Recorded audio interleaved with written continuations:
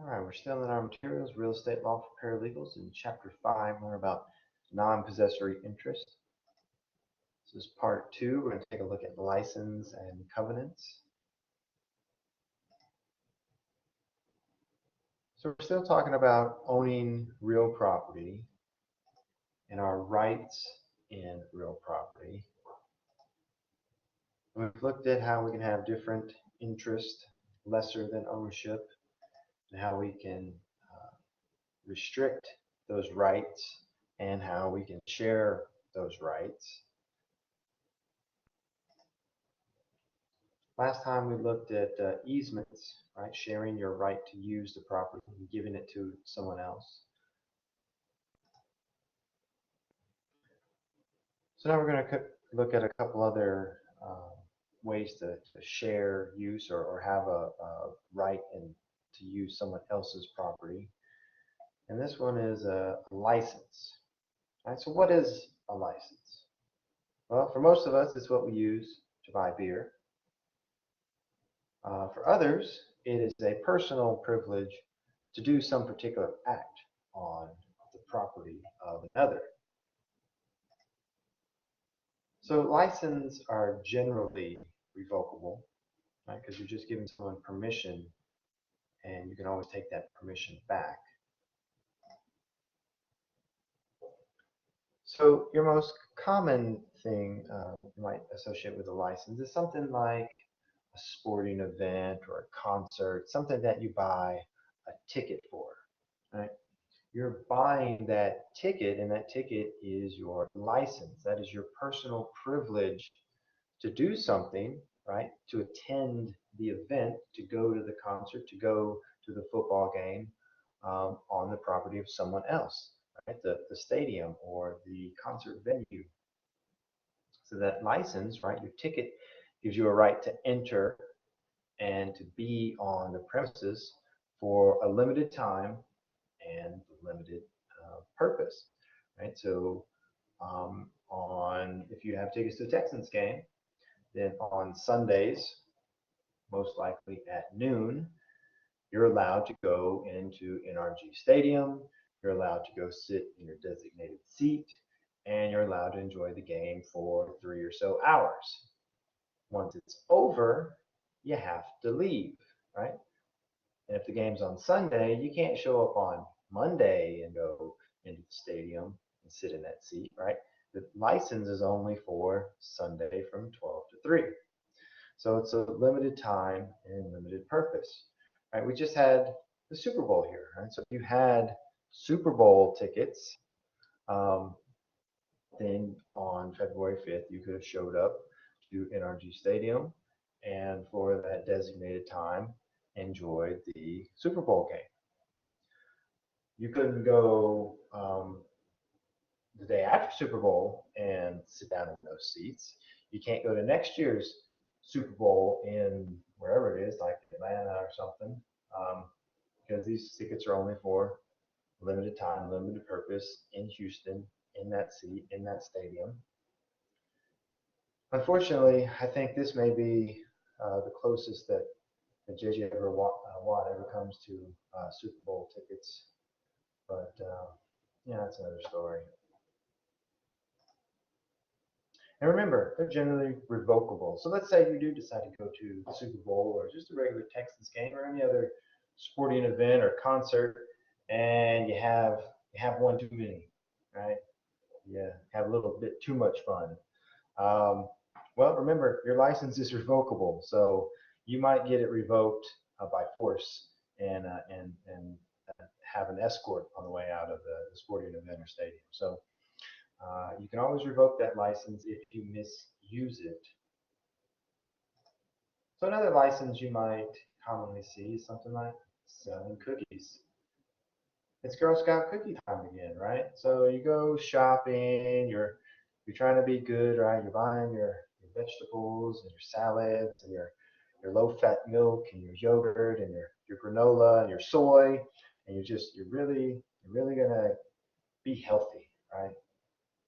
And then on your way out the door, bam, there they are. How can you say no that. I can't. Can you? Most people can. Well, these little angels, demons, uh, they have a license to be on the parking lot, right? They have a license to sell cookies outside of the Walmart parking lot or whatever other store, the Randalls, the HEB, they're all over the place. They have a license to be out there, and they're limited time, right? A few hours a day, and a limited purpose to sell cookies. Right, so we don't walk out of the store and see Girl Scouts trying to sell us watches, right? That's not that they don't have a license for that. Um, we don't walk out the store and see the Girl Scouts trying to sell us drugs because they don't have a license for that. Although I'm willing to bet they do put crack inside those cookies because you just want more. You just want more, and they only give them to you once a year. I don't know, you tell me. But those are all licensed, right? You can sell your cookies, limited time, limited purpose. Come to the game, limited time, limited purpose. All right, so now we're going to learn about covenants. So what is a covenant? Well, a covenant is a promise or an agreement between two or more parties where one pledges to the other that something's either will or will not be done in relation to their property. Sometimes these covenants are things like, I promise to build a school. I promise to build a park. I promise never to sell alcohol. You can make all those promises in deeds and other real estate documents that become binding on the land. Most of the time, we're dealing with restrictive covenants. Right, these are private agreements that restrict the use of the property. So there's like a list of things that you can't do with the property. That's a restrictive covenant. So these are constraints on your ownership rights. Because remember, you have the right to use and enjoy your property. These restrictive covenants start peeling those back a little bit.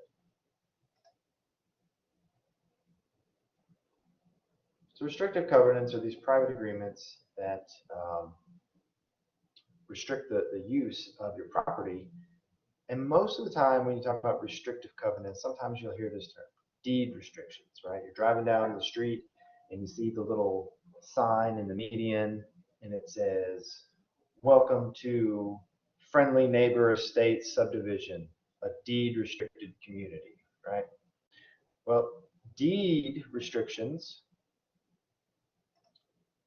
they used to be restrictive covenants that were actually contained in the deed from seller to buyer, right? Back in the olden days, and that's where the term kind of deed restriction came from.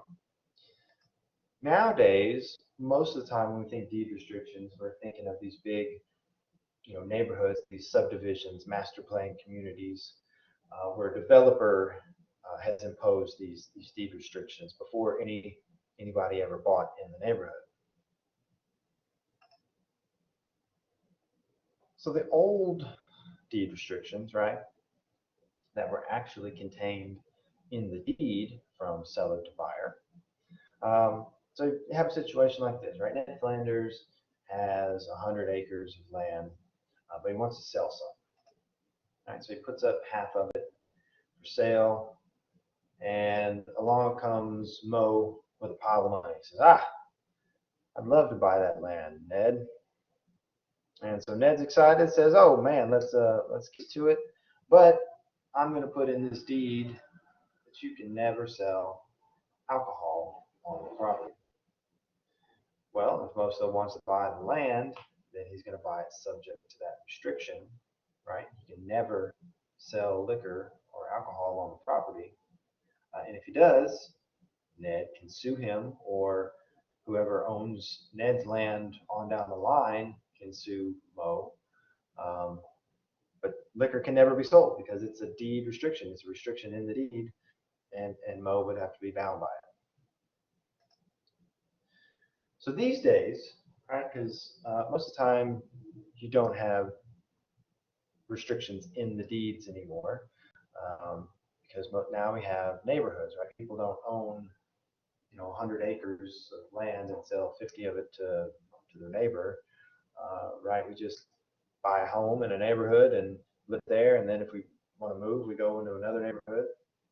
Um, so these deed restrictions that are imposed by a developer, right? So the developer goes out and buys, a couple hundred acres of land, right? And he develops it, right? He's a developer. That's what developers do.